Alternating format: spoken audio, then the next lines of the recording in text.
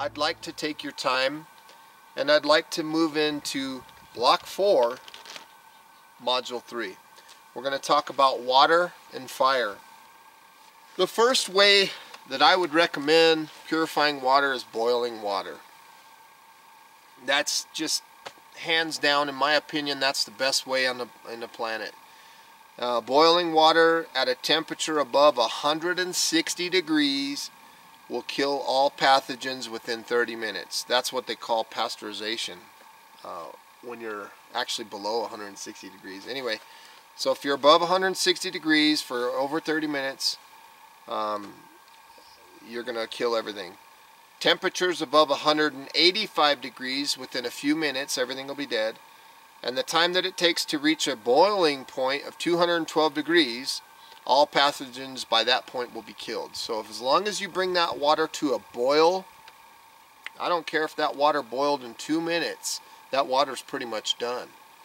So everything's killed, even at high altitudes. But to be extra safe, let it boil rapidly for 1 extra minute. Okay, from the minute that you reach a rolling boil, let it go for 1 additional minute, especially in high altitudes where water boils at a lower temperature.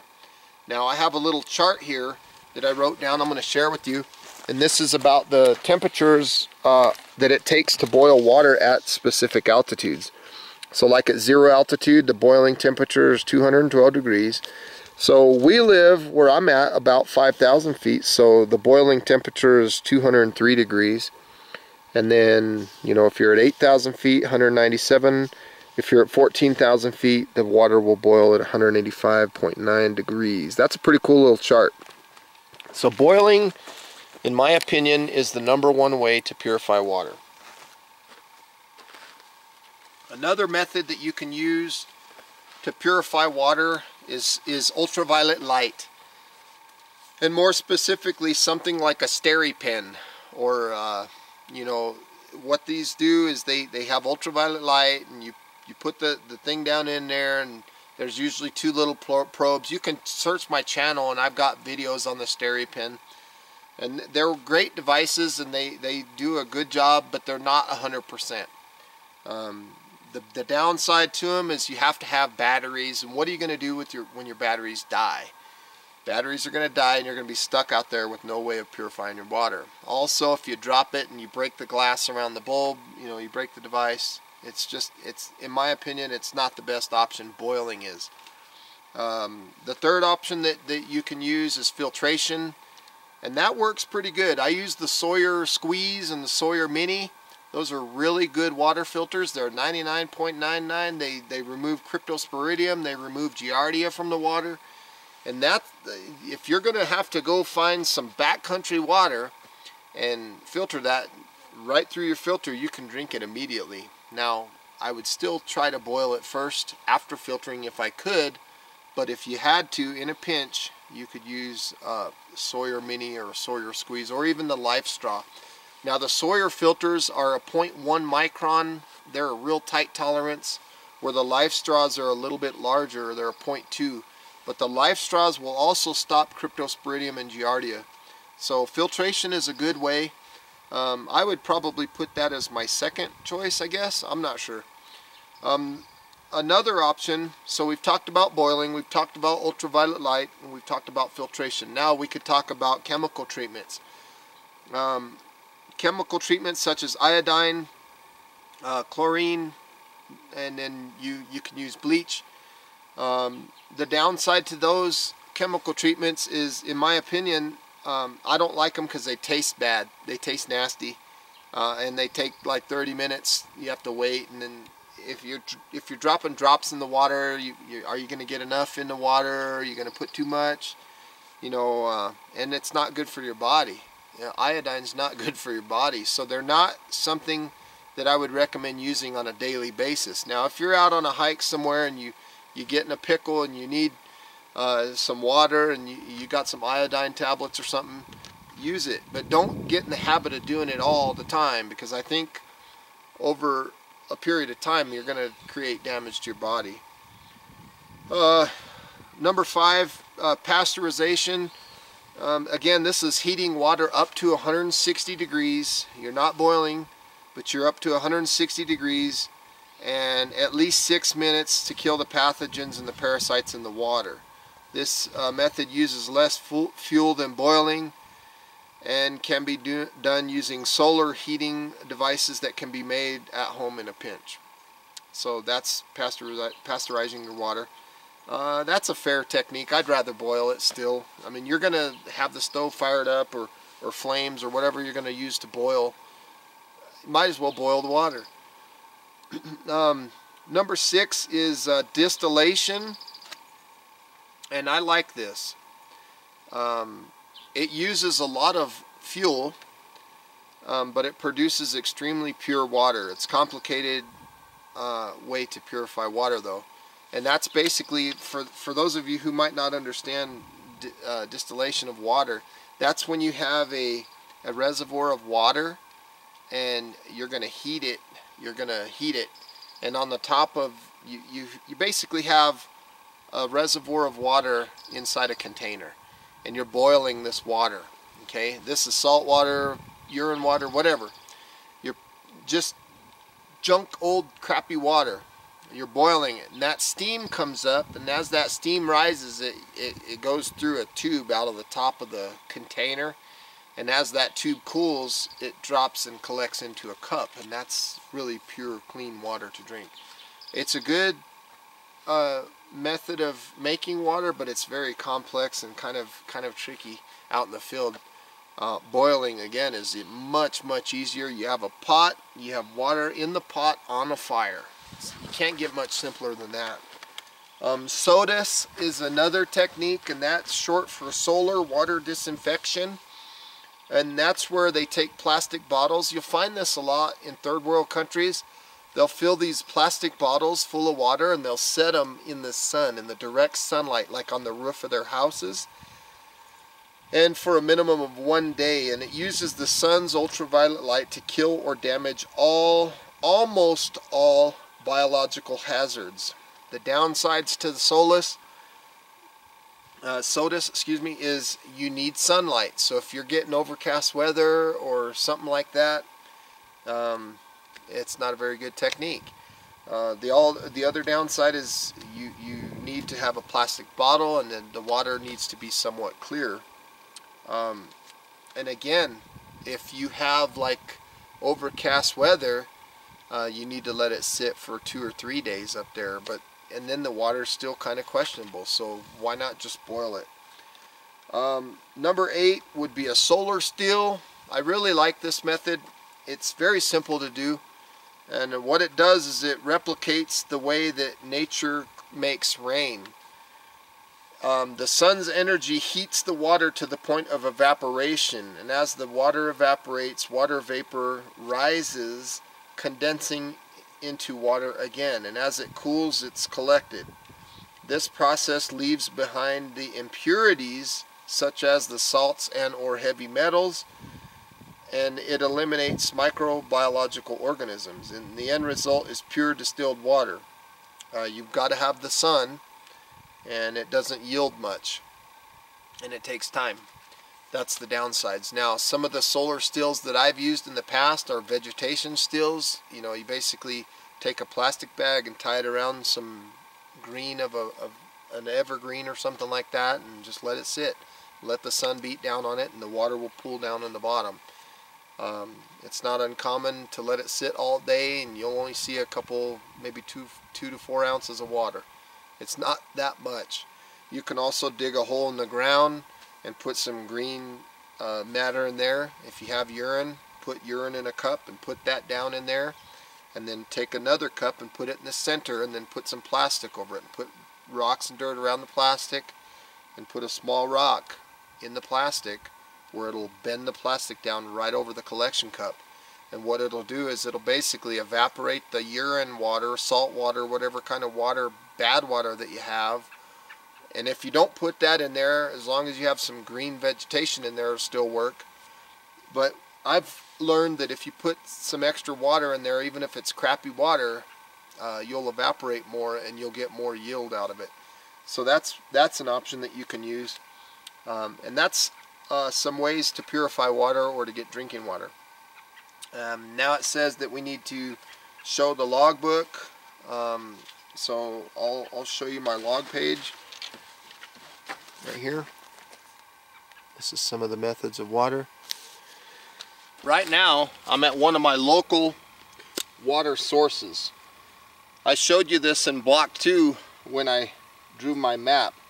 What I want to talk about is how I can use my bandana to collect water.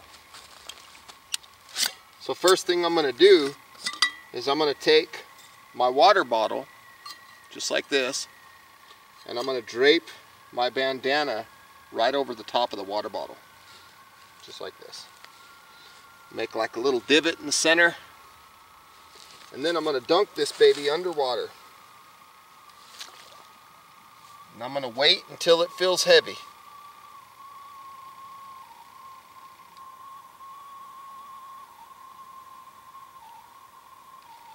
So what's happening right now is the water that I just took into my bottle, all this water, is pre-filtered water, okay? Now, I want to make it clear that this water is not really yet safe to drink. I'm going to show you another technique that I like to use to capture water using my bandana.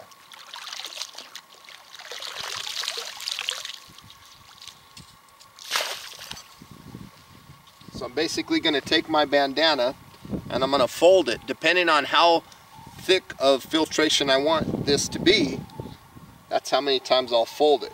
So in my case today, I'm just going to fold it into a quarter, into 4 pieces basically. So I have 4 layers of material. I'm going to set that on my water bottle, make a little divot, and using my nesting cup, I'm going to capture some water and pour it into this pre-filter, if you will. Now, I want to make it clear that some bandanas have a tighter weave to them than others. So on some bandanas, just a single layer might be adequate for you to filter, to pre-filter. So, but on this one, it's kind of a loose bandana, so I have 4 layers. Now I want to make another thing clear, is that I don't care how much you filter your water with a bandana. I don't care if you filter it all day long with a bandana. You are not going to remove the waterborne pathogens that exist in this water. I don't care how, you could filter it all day with the bandana. You are not going to remove those things from the water. And those pathogens are things that get in your stomach and they reproduce very rapidly. Things like Cryptosporidium, things like Giardia. And when they reproduce in your body, they create so many of them that the result of this reproduction, of them going crazy in your system, is diarrhea and vomiting, which will dehydrate you even more. So you're probably wondering, well, what's the point of filtering with these bandanas? Well, really the point is you're getting rid of any debris that might be in the water. You're getting rid of any branches or dirt or any dog hair or bugs or anything like that. That's what you're getting rid of by pre-filtering this water. So now the water that's in my container is pre-filtered. It's ready to be boiled, and then after the boil, then I can drink it. Okay, I can't stress that enough. This water is not safe to drink yet. Now, if you're in a survival situation and you have the choice of drinking the water behind me or this pre-filtered water, and you have no means of boiling or ultraviolet light, or you don't have any tablets or anything like that, I would suggest drinking the water and be found alive instead of being found dead near a water source because you never drank the water. I'd rather be found sick and alive.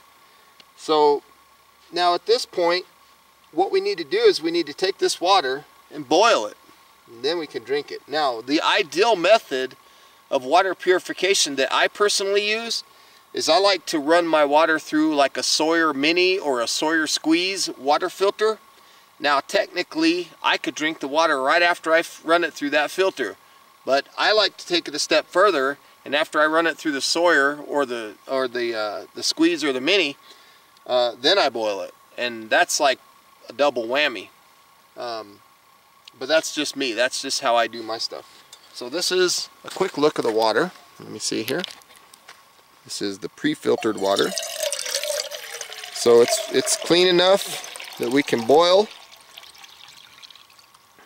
It's ready to go over the fire. So that's it, folks. That's some simple techniques that you can use your bandana for to collect water. The fire triangle is when you have heat, oxygen, and fuel. When you have all three of those components, the result of that is fire. If you take any one of those three components away, heat, oxygen, or fuel, your fire goes out. If you don't have any fuel, no fire. If you don't have any heat, no fire. If you don't have any oxygen, no fire. Now there's a second triangle that I like to refer to in the fire triangle sequence of things. I like to make what I refer to as a fire diamond, and it's two triangles put together, and they're connected by fuel. The second diamond, the second triangle, starts with fuel. It has kindling and it has tinder. So when you put those two triangles together, you have 5 elements. 1, 2, 3, 4, 5 elements that make fire, and they're both connected by fuel. So here's a look at my fire diamond. See, heat, oxygen, and fuel. That's the first triangle that they're referencing, and then here's the second one: tinder, kindling, and fuel. So here's the first one, and here's the second one. For the class, I think you only need this first one here: heat, oxygen, and fuel. But I like thinking about this other one: tinder, kindling, and fuel. So that's the fire triangle. Again, you need both triangles to create fire. You know, basically the first triangle, which is the tinder, the kindling, and the fuel, that's to start the fire or to get the fire going. And then once the fire's going and it's sustained, then you need the heat, the fuel, and the oxygen to maintain that fire. That's the way I look at it anyway. I'm going to show you a simple process in how to make a bird's nest to make a fire. Okay, here's a little bit of tinder that I can find. This is basically the bark off of a cedar tree or a juniper tree, and I'm just going to pull some of this stuff off. It's important that I don't pull all of it off of this tree, because I don't want to rob the resource too much to the point where it damages the tree. So I'm just taking my knife and I'm cutting a little bit of this stuff off. If you're going to want a big tinder bundle, I would recommend using several trees to gather your material from. Get a little bit from one tree and then go to another tree and get a little bit from that one, and so on. So there's a look at what I have right now.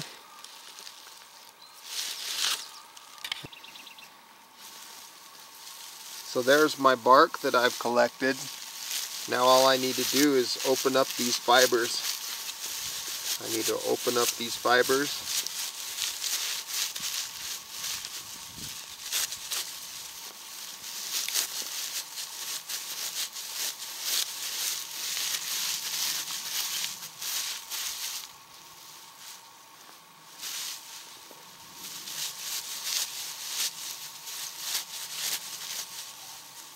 What I'm trying to do is I'm trying to open them up to the point where I have a lot of surface area for the spark. And that's if I'm using a ferro rod, or if I'm going to be using flint and steel, I'm going to use my flint and steel to light my char and put my char into this bundle. But I need a big, loose, open surface area to make this tinder bundle.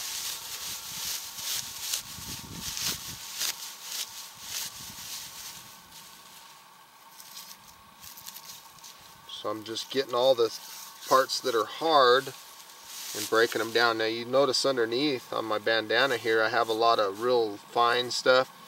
This will be nice because it'll go inside this bundle when I get ready to do my fire.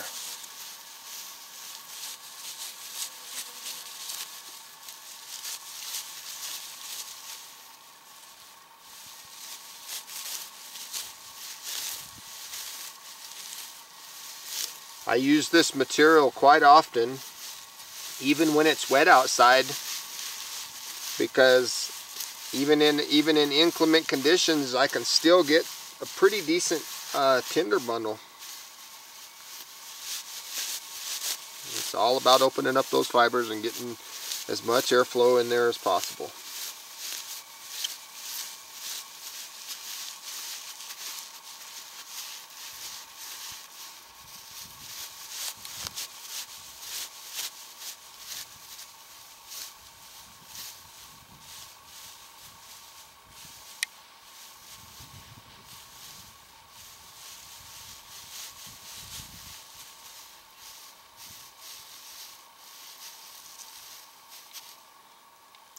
There's a look at my tinder bundle.